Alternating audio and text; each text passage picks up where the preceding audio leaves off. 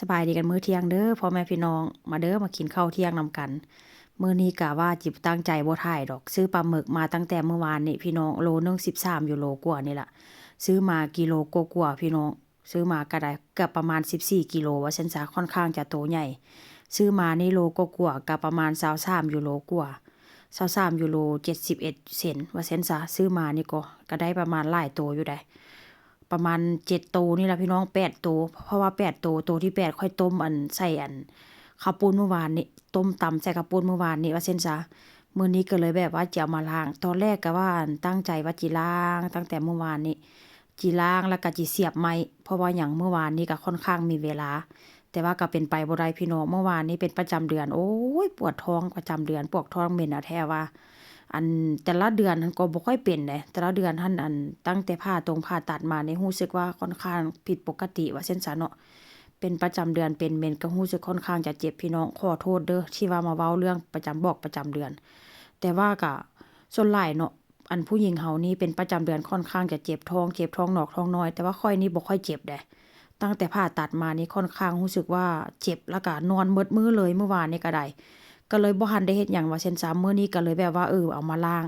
แต่ตอนแรกหั้นก็เนาะตอนแรกหั้นก็ว่าจิแบบว่าจิเสียบไม้ปิ้งแล้วก็เฮ็ดน้ำแจ่วแต่ว่ามามื้อนี้ผิดคาดทุกสิ่งทุกอย่างเลยมาการลูกสาวมาฮอดก็เที่ยงคือเที่ยงมื้อสวยขอโทษเที่ยงมื้อสวยแล้วก็จนว่าบ่ายโมงมาลูกสาวก็มาตำพริก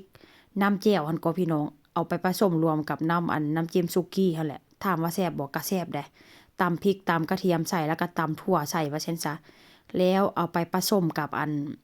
น้ำจิ้มน้ำจิ้มสุกี้แต่ว่ามันก็แซ่บได้พี่น้อง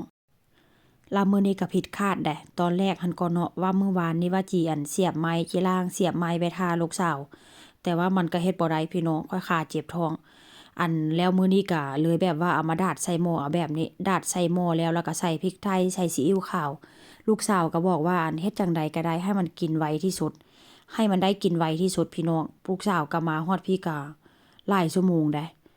ดีแต่ว่าสถานีรถไฟหั้นอยู่ติดกับหอที่ว่าลูกสาวอยู่หั่นแหละ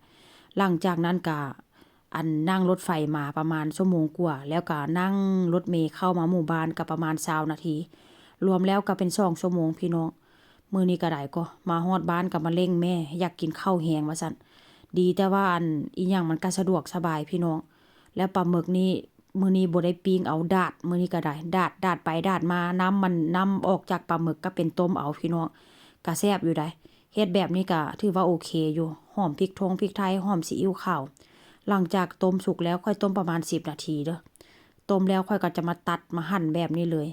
เพราะว่าลูกสาวก็มาช่วยแด่ว่าซั่นซะมันก็เลยแบบว่าได้กินไวแต่ว่าก็บ่ได้กินไวดอกประมาณบ่ายโมงว่าซั่นซะเนาะมื้อนี้ก็ได้ข้อยก็อยากกินข้าวหั่นล่ะเนาะข้อยก็ท่านางมานางก็เลยบอกว่ามันมีการผิดพลาดจากรถไฟเพราะว่ารถไฟมื้อนี้ธรรมดามันต้องมีทุกเที่ยวแต่ว่ามื้อนี้บ่ฮู้ว่าเป็นหยังพี่น้องนางบอกว่ารถไฟมันขาดสายว่าซั่นก็เลยแบบว่ามาสายแด่จักหน่อยอันนี้ก็เป็นผักข้างเคียงเด้อมีผักสะระสะระแหน่ผักชีหอมป้อมพี่น้องก็มีอย่างละเล็กละน้อยแล้วก็มีหมี่ลวกนี่ค่อยก็ใส่อีหยังก็ใส่เจียวกระเทียมนำแล้วแจ่วนี่ก็ตำกระเทียมตำพริก